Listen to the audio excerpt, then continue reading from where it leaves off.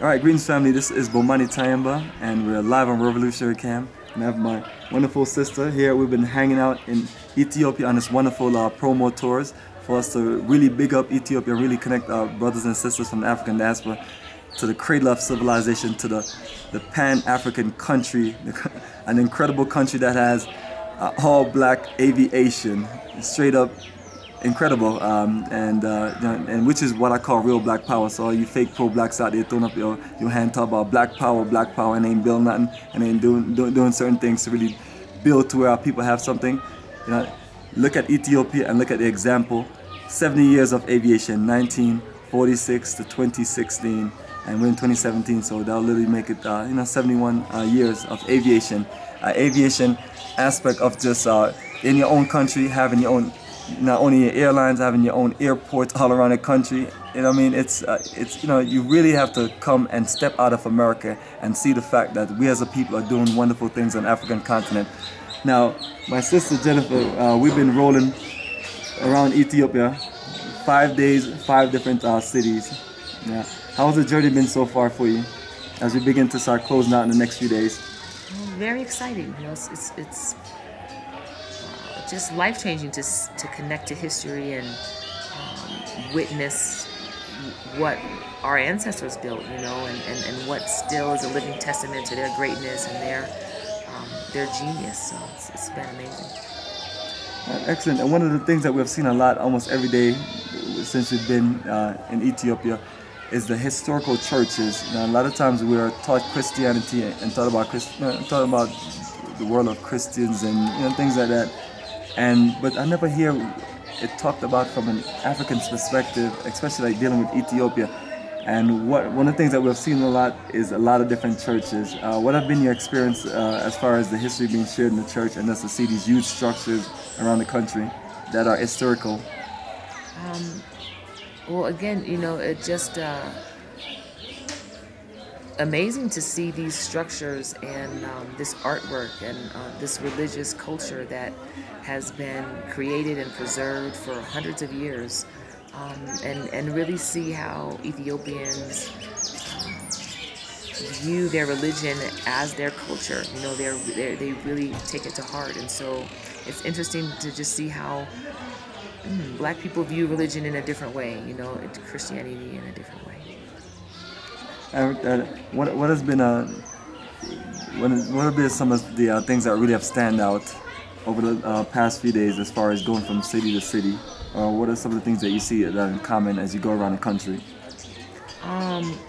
Well, the main things like Gondar stood out for me. I hadn't been there before, so seeing the castles where the kings lived, that was just beautiful, you know, and inspiring. Where else did we go? Going to Axum, of course, the obelisk and all of the history there, the Axumite crosses, and reviewing the history there was amazing. Trying to think what else did we go. The Blue Nile, you remember?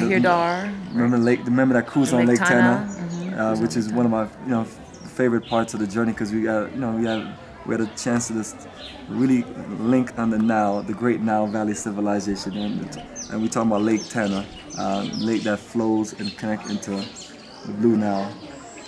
So that was incredible. And then also the Blue Nile's waterfall really stood out. How do you like that part of the journey where we did all our walking and went up to the mountains and looking down the waterfalls and also just going down? Yeah, just breathtaking views, and I don't know, feeling connected to God really in nature. And I personally have always been a nature girl, so it feels good to not be in a building. I mean, you know, we've gone to museums and things too, but so much of what the beauty of Ethiopia is outdoors, is in the structures and what they've built. So yes, it's very powerful. Excellent. And one of the things that we see a lot when we're going around the country, we see we see a lot of young people, a lot of students, and we see we see this a lot of constructions, a lot of growth. So what I see a future, an incredible future, which our people can really connect to. How did you see those things? Well, definitely a lot of opportunities to, again, connect. Whether that relates to business. Well, everything comes down to who you know. So, I think really building relationships is important. But we've talked about holding cultural classes, excuse me, organizing study abroad programs, doing exchange programs, and just really,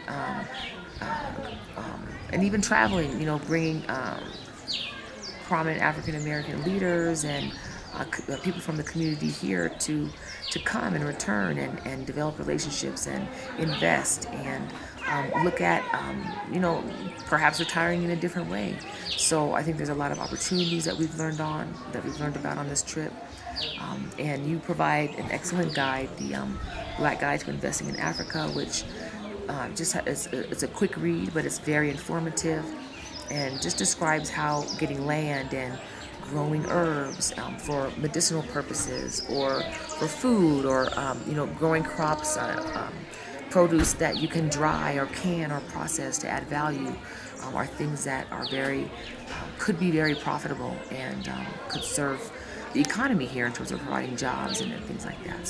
So definitely lots of opportunities that I think the group will be following up on. I'm looking forward to that. Excellent, family. So we have been really just connecting around the country, and we look forward to really connecting people. So would you like to share any energy of what you're looking to do as far as bringing groups to Ethiopia? Yeah, sure. In San Diego, we have the world famous World Beat Cultural Center, and we are in the process of planning Bob Marley Day in Ethiopia in February 2018. And so we'll have some incredible conscious artists like Pato Bantan and Sister Nancy, looking at bringing on some other artists, and just really giving Rastas and reggae lovers an opportunity to visit Ethiopia, and again a purpose for connecting and looking at what we can do, how we can invest, and how we can utilize this space for healing as well. Definitely appreciate it, my sister, of you sharing your energy on the journey. It's been magnificent. It's one of those journeys where it's a few of us going to be pushing out a lot of different energies for you to connect to Ethiopia. So we're going to have a lot of options for folks. I think you're talking about you have some multiple country options. So and I got an Ethiopia journey itself, and then a 2-country journey with Ethiopia. So it's a lot of things that we're going to be sharing, family. So we appreciate your energy, and connect with us, reach out to us, and look forward to talking with you. That way we can share our experience, and for just to get you connected more. So anything else you want to share before we close out on this nice, beautiful, windy day? I just want to thank you. Appreciate your energy and staying true to the goal of African liberation. So All right, appreciate this. I'm gonna say good night. All right, you're welcome, and appreciate your energy and your desire and all of this wonderful organization and professional business skills and all the things that you add in, and what we're just adding to that input of how we're gonna make this a real strong movement. That's really build this movement for repatriation. All right, family, you take care, and I will connect back with you. The journey continues. One